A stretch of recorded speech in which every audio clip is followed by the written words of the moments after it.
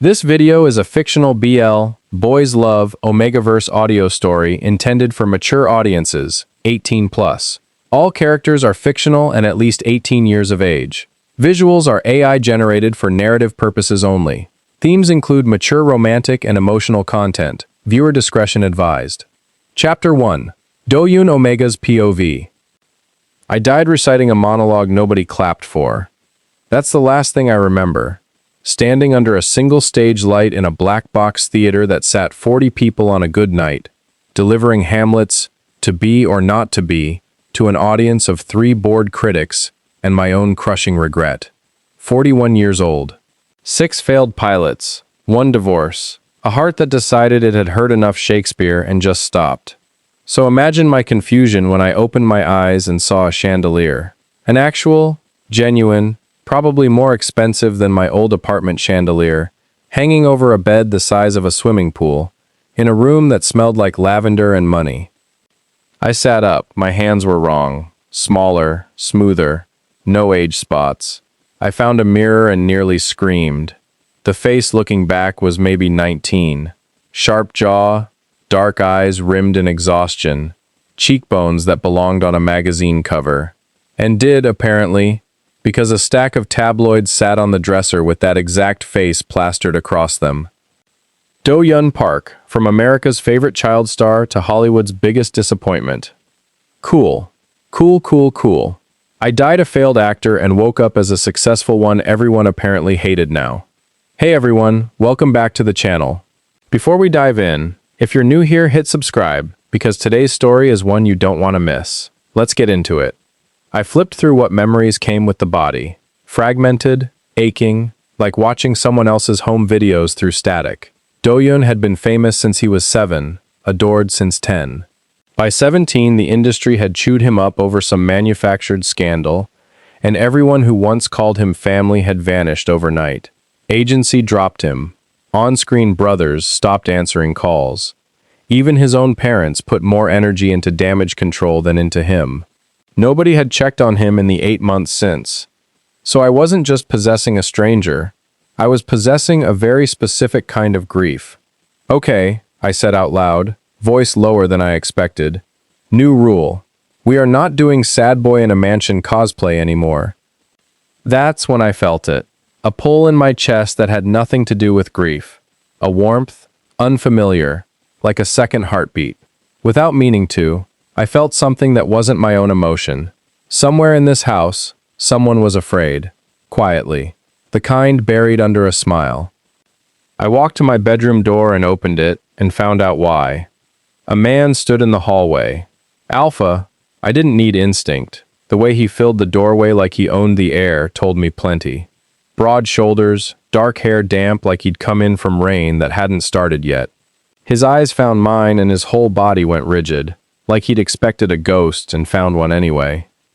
You're up, he said. Flat, careful. I felt it again. Fear dressed up as nothing at all. Depends, I said, arms crossed. Are you here to fire me too?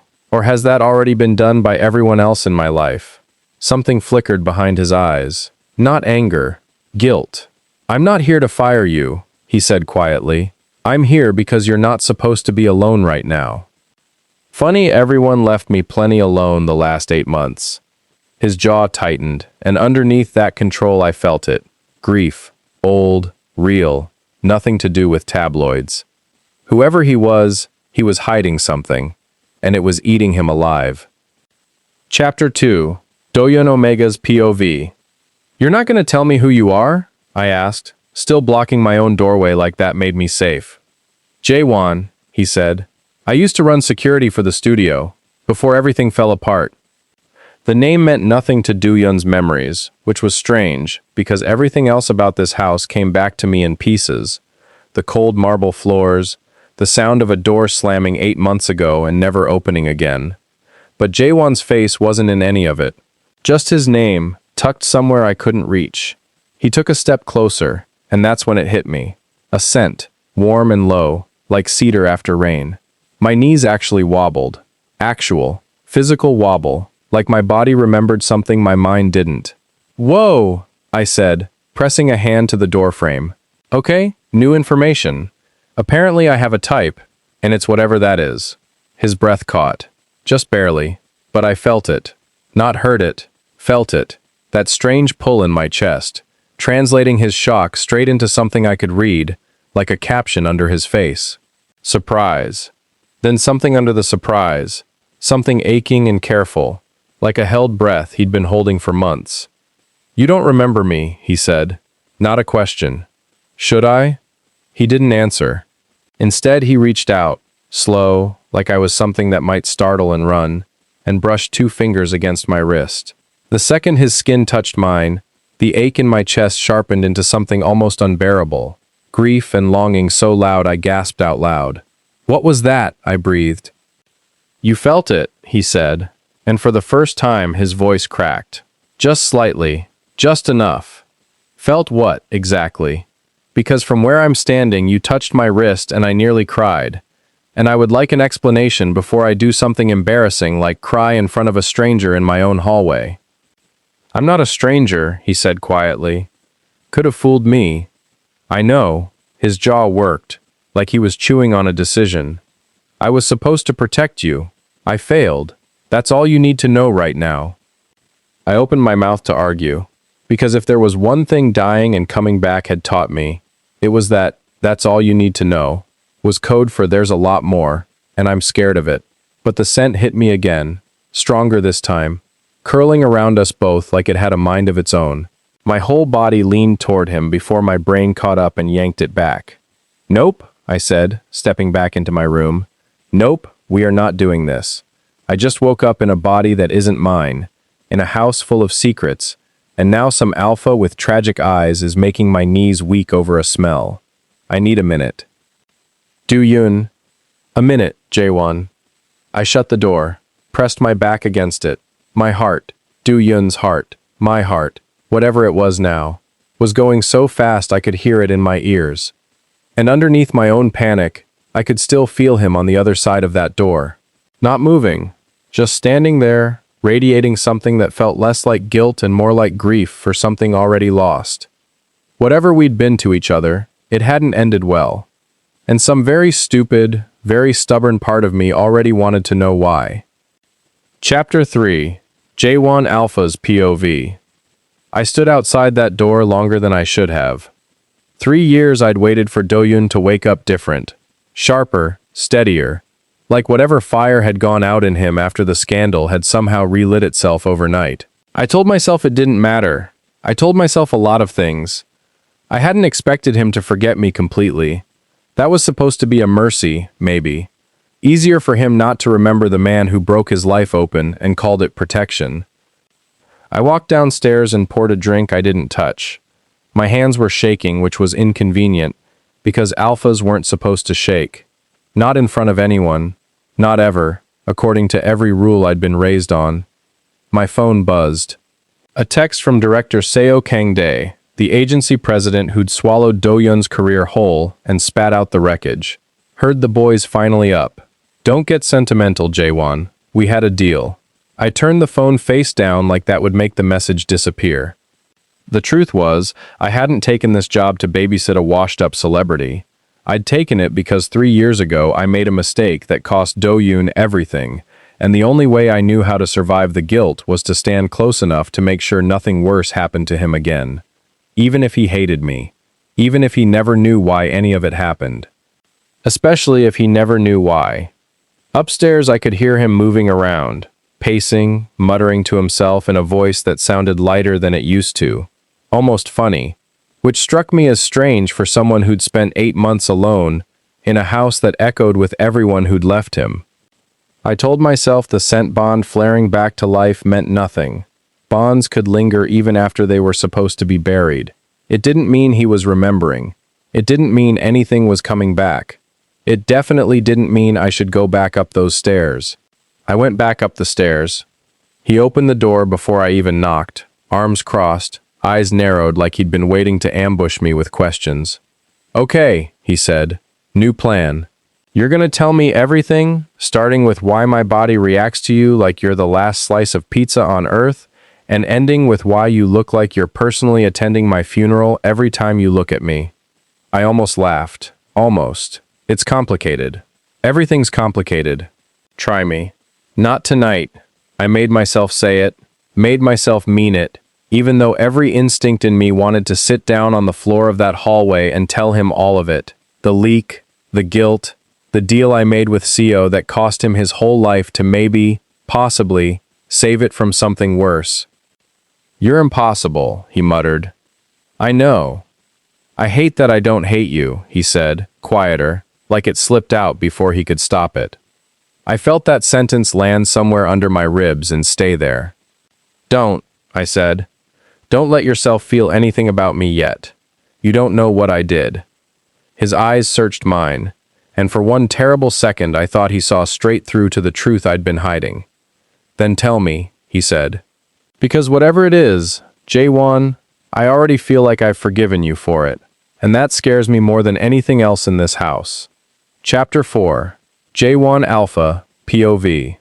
The storm knocked the power out just after midnight. I told myself it was coincidence, the way the whole city seemed to lose electricity, right as Doyun and I were arguing in the kitchen about whether he was allowed to leave the property without a security detail. He said he wasn't a prisoner. I said the world outside these gates hadn't forgotten his name, and half of it still wanted a piece of him. That's not comforting, he said. In the dark, his face lit only by the flashlight app on his phone. That's terrifying. Also, you're standing very close. I'm standing exactly as close as I was standing before the lights went out. Feels closer in the dark. He wasn't wrong. Everything felt closer in the dark. His voice, his scent, the warmth radiating off him like a fire I had no business standing near. I stepped back anyway, because that's what discipline was for. And discipline was the only thing keeping 3 years of guilt from spilling out of my mouth in one reckless confession. We ended up on the living room floor, blankets pulled off the couch, waiting out a storm that showed no signs of stopping. Do-Yun talked more than I expected. Sharp jokes, unexpected warmth, a kind of resilience that didn't match the broken boy I remembered from before the scandal. Something in him had changed since he woke up. I didn't understand it. I wasn't sure I was allowed to ask. Can I tell you something weird? He said, staring at the ceiling. You've been telling me weird things all night. Weirder than usual then. I keep feeling things. Not mine. Like right now, you're sitting there being all broody and quiet, and I can feel that you're scared. Not of the storm. Of me. I went very still. I don't know what that is, he continued, or why it started the second I woke up in this body. But I know it's real, because I've never been wrong about it once tonight. So, are you going to tell me why you're scared of me? Or are we going to keep sitting in this very charged darkness pretending you're not? I should have deflected. I'd gotten good at deflecting. Instead, thunder cracked outside, and something in me cracked along with it. I'm not scared of you, I said quietly. I'm scared of what happens when you remember. Remember what? Everything. My voice came out rougher than I meant it to. What I did. Why you woke up alone in this house. Why nobody stayed. He turned to look at me, and in the flashlight glow his eyes looked lit from somewhere else entirely. Then don't make me wait for the memory, he said. Tell me now, while it's just us, and the dark, and nothing else. I reached out, I don't know why, some instinct older than my own good sense, and tucked a strand of hair back from his face. My hand lingered there, against his cheek, and he didn't pull away. Soon, I whispered. I promise you, soon. He didn't look satisfied, but he leaned, just slightly, into my hand. And somewhere in that darkness, with the storm still howling outside, I understood that soon was a promise I was going to have to keep, whether it destroyed what little he'd let me have of him or not. Chapter 5. Author's POV. What Do-Yun didn't know, what Jae-won had buried under 3 years of silence, was this. Seo Kang-dae hadn't discovered Do-Yun's scandal. He'd built it. Do-Yun, at 17, had been the agency's most valuable Omega client, and Seo had spent years quietly negotiating a bonding contract behind the scenes. Not a partnership, but a sale, brokered to a wealthy alpha patron who wanted a young, famous Omega mate for status alone. Do-Yun had never been told. He wasn't meant to find out until the papers were already signed. Jae-won found out first. As head of security, he'd seen the contract drafts, the medical records requested without consent, the timeline that would have bonded Do-yoon to a stranger 3 times his age before his 20th birthday. He'd tried to go through proper channels, the Pack Council, the studio board, and been quietly, efficiently silenced. CO had too much leverage, too many people bought. So Jae-won did the only thing he could think of. He leaked a manufactured scandal of his own. Smaller, survivable, humiliating but not devastating. Time to collapse Do-yoon's public image just enough that the patron walked away from a deal with a damaged Omega. It worked. Do-yoon's career burned down. The bonding contract died with it. But CO, furious at the lost payout, made sure everyone around Do-yoon disappeared too. The co-stars, the assistants, the friends who might have asked questions Jae-won couldn't answer without exposing the truth, and the danger still circling underneath it. Jae-won stayed, the only one who knew what he'd truly saved Do-yoon from. Unable to explain it without reopening a door, CO still had a hand pressed against. For 8 months, Do-yoon believed himself abandoned by everyone who ever claimed to love him. He had, in fact, been protected by exactly one person, the one person he currently accused of hiding something. Jae-won carried that truth like a wound that never scarred over, because scars implied healing, and healing implied he'd forgiven himself. He hadn't. Not when Do-yoon still didn't remember the small, fierce affection that had existed between them before everything collapsed. A bond neither of them had named yet, sealed quietly beneath a friendship that was becoming something more, right up until Jae-won made the choice that ended it. So Kang-dae was not finished either. The patron's family still wanted what they'd been promised, and Seo, sensing Do-yoon's sudden return to public consciousness, a viral clip of him laughing at some paparazzi outside the gates, sharper and stranger than the broken boy they remembered, saw an opportunity to revive the old deal. A new contract was already being drafted, and somewhere in that mansion, an Omega who didn't remember any of this was slowly, stubbornly, falling for the one man trying to protect him from a fate he didn't know existed. Chapter 6. Do-yoon Omega's POV. 3 days after the storm, Jae-won still hadn't told me anything, but something had shifted between us anyway. Small things. He started leaving coffee outside my door in the mornings, exactly the way I liked it, which was unsettling, because I hadn't told him how I liked it. He just knew. Some part of Do-yoon's memory, maybe, bleeding through even when the rest of it stayed locked. I found him on the back porch one evening, staring at nothing, that same haunted look on his face that I'd started associating with whatever secret was eating him alive. I sat down next to him without asking. "You're doing the thing again," I said. "What thing?" "The thing where you look like you're bracing for me to disappear." He didn't answer right away. The sun was setting behind the hills, gold light catching the sharp lines of his face, and for a second I let myself just look at him instead of performing sass at him like I usually did, to keep from feeling too much. "Can I ask you something?" I said, softer than I meant to. "That night in the storm, you said soon. It's been 3 days." "I know." "So?" He turned to face me, and whatever wall he usually kept up cracked. Just slightly. Just enough that I felt it. Grief, guilt, and underneath both of those, something warmer. Something that had been there the whole time. Waiting. "I'm scared that if I tell you the truth," he said, "you'll never look at me the way you're looking at me right now." "Try me?" "Not yet." His hand found mine on the porch railing, careful, like he expected me to pull away. I didn't. "But I need you to know something, before I tell you anything else. Whatever I did it because I couldn't lose you. Even if losing you was the only way to keep you safe." My chest ached, that same unfamiliar warmth pulling tight, and I realized I wasn't just feeling my own confusion anymore. I was feeling his relief, bleeding into mine, at just being allowed to sit here and say something halfway true. "That's either the most romantic or the most concerning thing anyone's ever said to me," I whispered. "Probably both." "Yeah, probably both." He leaned in slowly, giving me every chance to stop him, and I didn't. When his lips finally met mine, soft and careful like he thought I might break, I felt every guarded piece of him for one unguarded second. Love, fear, guilt, and a desperate kind of hope he hadn't let himself feel in years. It was brief. It was quiet. It didn't fix anything. But when he pulled back, forehead resting against mine, I understood something I hadn't let myself admit yet. Whatever Jaewon had done, whatever secret was still eating him alive, I already knew, somewhere underneath all my sarcasm and self-protection, that I was already his. I just didn't know yet what that was going to cost either of us. Chapter 7. Do-Yoon Omega's POV. I found the folder by accident. Jaewon had left his laptop open on the kitchen counter, and I wasn't trying to snoop. I swear I wasn't. But a name caught my eye across the screen. Seo Kang-dae. Contract draft. Bonding terms. My stomach dropped before I even opened it.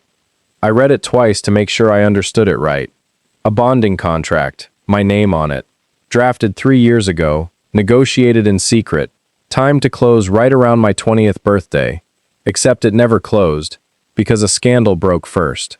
A scandal that, according to an email thread buried 3 folders deep, had been engineered. By security personnel. Authorized under Jaewon's original employee code. By him. I don't remember walking into the living room. I just remember standing there, laptop in my shaking hands, feeling something in my chest crack wide open.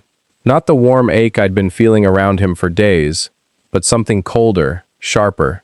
"You did this," I said, when he walked in and saw my face. "You're the reason everyone left. You're the reason I woke up alone in this house for 8 months. It was you." Do-Yoon, don't. My voice cracked, and I hated that it cracked, hated that even now, furious, some stupid part of me still wanted him to make it okay. "You let me believe I destroyed my own life. You let me spend 8 months hating myself for something you did. I was trying to protect you from something worse. Worse than losing everyone I loved?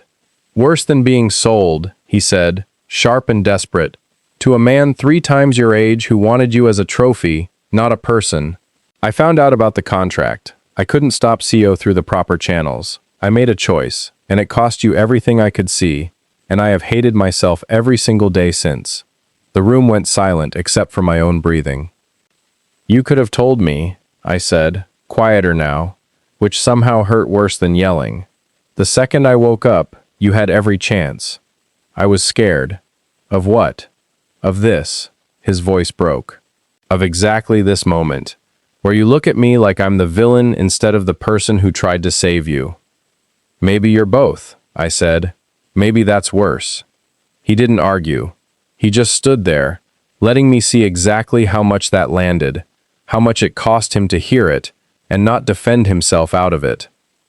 "I need space," I said, and walked past him toward the stairs, my whole body shaking with something too tangled to name. Grief, love, betrayal, all of it feeding off each other until I couldn't tell which one hurt the most. Behind me, I heard him say, so quiet I almost missed it, "I know I don't deserve you forgiving me. I just needed you to know the truth before I lost the chance to tell you at all." I didn't turn around, but some part of me, the part that could still feel exactly what he was feeling, even through a closed door and 3 flights of stairs, knew I'd heard every word. Chapter 8. Jaewon Alpha's POV. I didn't sleep. I sat in my car outside the mansion gates until sunrise, replaying every version of that conversation where I told him sooner, told him gentler, told him at all before he found it himself, off a laptop I should have locked. My phone rang around 6. Seo Kang-dae, predictably, wasting no time. "Heard there was some excitement at the house," he said, amused, like Do-Yoon's pain was a mildly entertaining rumor. "The new contract's ready, by the way. Patrons still interested. Might even be easier now that the boy's fresh out of allies." Something in me went very cold and very clear. "There's no contract," I said. "Not while I'm still breathing. You're an employee, Jaewon. Not his guardian, not his mate. You have no legal standing to." "Then I'll make some." I hung up before he could finish. I spent the next 6 hours doing what I should have done 3 years ago, instead of a quiet, cowardly leak. I went to the Pack Council directly, records in hand, proof of the original contract's coercive terms, proof of CO's manipulation of medical files, proof of everything I'd been too afraid to expose the first time because it would have cost me my job, my standing, maybe my freedom. This time I didn't care what it cost. By the time I filed the formal complaint, my hands were shaking again, but for a different reason. Not guilt, something closer to relief. The terrifying, clean relief of finally choosing Do-Yun's safety over my own self-preservation, the way I should have chosen the first time. It wouldn't fix what I'd hidden. It wouldn't erase 8 months of him thinking he was unloved and unwanted by everyone who mattered. But it was the truth, finally standing in the light instead of buried under an excuse. I drove back to the mansion as evening fell, half expecting to find my things already packed and waiting on the porch. Instead, I found Do-Yun sitting on the front steps, knees pulled up, exactly where he'd been the day I first came back into his life. "I filed a complaint against Seo today," I said, before he could speak, before I lost the nerve. "Everything. The original contract, what he did to you, what I did to stop it. It's all on record now. Whatever happens to me because of it, I don't care anymore." He looked up at me, eyes red-rimmed, unreadable. "Why now?" he asked. "Because you deserve the truth more than I deserve to protect myself from what it costs me to give it to you." For a long moment, he didn't say anything at all. Chapter 9. Do-Yun Omega's POV. I'd spent all day trying to hate him properly and failing. Every time I tried to hold on to the anger, that stupid empath sense of mine kept picking up what he actually felt underneath it. Not manipulation, not self-interest, just a man who made an impossible choice at 17 years old himself, barely older than I was, and had been quietly paying for it every day since. That didn't erase what it cost me. 8 months of silence. A childhood memory of him I still couldn't fully recover. Some bond we'd apparently started building, before CO's scheme burned it down, along with everything else. It didn't erase any of that. But when he told me what he'd done today, walking into the pack council, laying his own future down on the table just to make sure the truth about CO finally saw daylight, I felt something in me soften despite every reason not to let it. "You could have lost everything," I said. "Your job. Maybe worse." "I already lost the thing that mattered most," he said. 3 years ago, when I chose silence over honesty, I wasn't going to make that mistake twice." I sat down beside him on the steps, close enough that his scent wrapped around me again, warm and familiar in a way that still didn't fully make sense, except that now I understood why. Some bond between us hadn't started the night I woke up in this body. It had started long before, quietly, in a life half erased by everything CO took from us. "I'm still angry," I said. "You should be. I still feel what you feel, you know. Right now, I know you mean this. I do." I reached for his hand, and this time I was the one who leaned in first, slow enough that he had every chance to stop me and didn't. The kiss was different this time, not careful, not scared, steadier, like something finally settling into place instead of bracing for it to break. "This doesn't fix everything," I whispered against him. "I know, but it's a start." Somewhere in the distance, my phone buzzed with a headline already trending. CO Kangdae, under formal investigation by the Pack Council. Contract voided, career reportedly over. I didn't feel triumphant, just tired and lighter, like something I'd been carrying since I woke up in this house had finally set itself down. Jae-won pressed his forehead to mine, exactly the way he had that evening on the porch, except this time, there was nothing left unsaid between us. "I'm not going anywhere," he said. "Good," I said, "because I already told you. I'm already yours. You're just going to have to earn staying that way." He smiled, real, unguarded, the first one I'd seen since I woke up in this life. "I can do that," he said.